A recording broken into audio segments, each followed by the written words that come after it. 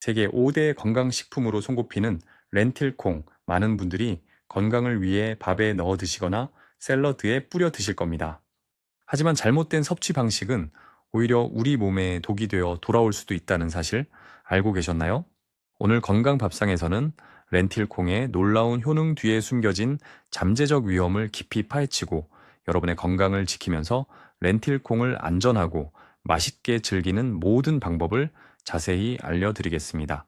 렌틸콩은 UN 식량농업기구 FAO에서 미래 식량으로 선정한 만큼 영양가가 뛰어납니다. 식물성 단백질, 식이섬유는 물론 비타민 B군, 철분, 엽산, 칼륨 등 필수 영양소가 가득하여 혈당 조절과 콜레스테롤 수치 개선에 도움을 주어 심혈관 질환 예방에도 탁월하다고 알려져 있습니다. 그런데 이렇게 완벽해 보이는 렌틸콩에도 당신의 건강을 위협할 수 있는 치명적인 함정이 숨어 있다는 사실을 간과해서는 안 됩니다. 바로 렉틴과 피트산이라는 식물성 방어 물질 때문입니다. 이들은 식물이 자신을 포식자로부터 보호하기 위해 만들어내는 일종의 천연 독소로 적절히 제거하지 않으면 우리 몸에 해를 끼칠 수 있습니다. 특히 렉틴은 소화되지 않고 장벽에 달라붙어 염증을 유발하며 이는 장 누수 증후군, 리키 갓 신드롬의 주요 원인이 될 수 있습니다. 장누수 증후군은 소화되지 않은 음식물 입자나 독소가 장벽의 미세한 틈을 통해 혈류로 침투하여 전신 염증, 알레르기, 만성 피로, 자가 면역 질환 등 다양한 건강 문제로 이어질 수 있는 심각한 상태입니다. 특히 류마티스 관절염, 루푸스, 다발성 경화증과 같은 자가 면역 질환을 앓고 있는 분들에게는 렉틴 섭취가 증상을 악화시킬 수 있으므로 각별한 주의가 필요합니다. 미국의 저명한 심장외과 의사이자 식물 역설 The Plant Paradox의 저자인 스티븐 건드리 박사는 렉틴이 장 건강을 위협하고 영양소 흡수를 방해하며 심지어 특정 질병의 원인이 될 수 있다고 경고하고 있습니다. 렉틴은 우리 몸의 면역 체계를 교란하고 호르몬 균형에도 부정적인 영향을 미칠 수 있습니다. 또한 피트산은 렌틸콩을 비롯한 곡물과 콩류에 풍부하게 함유된 또 다른 식물성 방어 물질입니다. 피트산은 우리 몸에 필요한 칼슘, 철분, 아연, 마그네슘과 같은 필수 미네랄과 강력하게 결합하여 이들의 흡수를 방해하는 환경양소로 작용합니다. 특히 칼슘 흡수 방해는 뼈 건강에 치명적인 영향을 미칠 수 있습니다. 장기간 피트산이 풍부한 식품을 제대로 처리하지 않고 섭취할 경우 체내 칼슘 부족을 초래하여 골밀도 감소와 골다공증 위험을 증가시킬 수 있습니다. 즉, 렌틸콩을 잘못 섭취하면 오히려 여러분의 뼈를 갉아먹는 결과를 초래할 수도 있다는 이야기입니다. 철분 흡수 방해는 빈혈을 유발할 수 있으며 아연과 마그네슘 부족은 면역력 저하와 다양한 신체 기능 이상으로 이어질 수 있습니다. 그렇다면 어떻게 해야 렌틸콩의 영양은 온전히 취하면서 이러한 위험 물질들을 안전하게 제거할 수 있을까요? 가장 기본적인 방법은 바로 불리기입니다. 렌틸콩을 요리하기 전에 최소 8시간에서 12시간 정도 충분히 물에 불리는 것이 중요합니다. 이 과정에서 렌틸콩 내부의 효소가 활성화되어 피트산과 렉틴을 분해하기 시작합니다. 불린 물에는 이들 환경양소가 녹아나와 있으므로 반드시 버리고 깨끗한 물로 여러 번 헹군 후에 조리해야 합니다. 불리는 시간을 충분히 확보하는 것이 중요한데 너무 짧게 불리면 효과가 미미할 수 있습니다. 특히 껍질이 두꺼운 갈색 렌틸콩이나 녹색 렌틸콩은 더 오래 불려주는 것이 좋습니다. 두 번째 방법은 싹 틔우기, 즉 발화시키는 것입니다.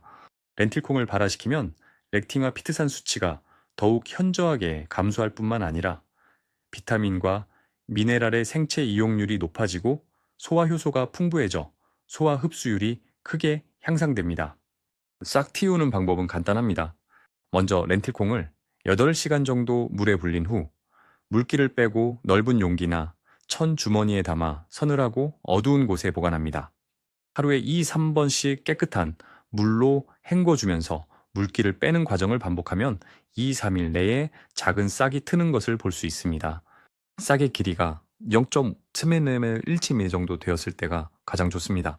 이렇게 발화시킨 렌틸콩은 샐러드에 넣어 먹거나 가볍게 익혀서 섭취할 수 있습니다. 세 번째이자 가장 효과적인 방법 중 하나는 압력솥 조리입니다. 압력솥의 고온, 고압 환경은 렉틴과 피트산을 파괴하는데 매우 효과적입니다. 일반 냄비에 끓이는 것보다 훨씬 짧은 시간에 렌틸콩을 부드럽게 익힐 수 있으며 이때 렉틴은 거의 대부분 파괴됩니다. 압력솥에 렌틸콩을 넣고 충분한 물을 부은 후 약 15-20분간 조리하면 됩니다. 이 방법은 불리는 과정을 거치지 않아도 되지만 가능하다면 불린 후 압력솥에 조리하는 것이 더욱 안전하고 소화에 좋습니다. 특히 껍질째 먹는 렌틸콩의 경우 압력솥 조리가 필수적이라고 할 수 있습니다. 네 번째로는 발효 방법이 있습니다. 렌틸콩을 발효시키면 미생물이 렉틴과 피트산을 분해하여 그 함량을 크게 줄일 수 있습니다. 인도 요리에서 흔히 볼 수 있는 도사나 이들리처럼 렌틸콩을 갈아 반죽하여 발효시키는 방식이 대표적입니다. 발효 과정에서 유익균이 생성되어 장 건강에도 긍정적인 영향을 미칠 수 있습니다. 가정에서 직접 발효하는 것이 어렵다면 발효 과정을 거친 렌틸콩 제품을 찾아보는 것도 좋은 방법입니다. 렌틸콩의 종류에 따라서도 렉틴 함량의 차이가 있습니다. 일반적으로 껍질이 있는 갈색 렌틸콩이나 녹색 렌틸콩은 껍질이 없는 붉은 렌틸콩보다 렉틴 함량이 높을 수 있습니다. 따라서 붉은 렌틸콩은 비교적 소화가 쉽고 조리 시간이 짧아 초보자에게 추천할 만합니다.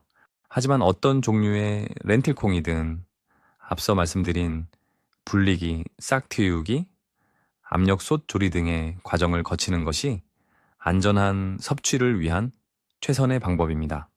렌틸콩을 식단에 건강하게 통합하는 방법도 중요합니다. 렌틸콩은 밥에 넣어 먹는 것 외에도 수프, 스튜, 카레, 샐러드, 심지어는 채식 버거, 패티의 재료로도 활용될 수 있습니다. 다양한 요리에 활용하여 균형 잡힌 영양을 섭취하세요. 하지만 아무리 좋은 식품이라도 과유불급이라는 말이 있듯이 렌틸콩 또한 적정량을 섭취하는 것이 중요합니다.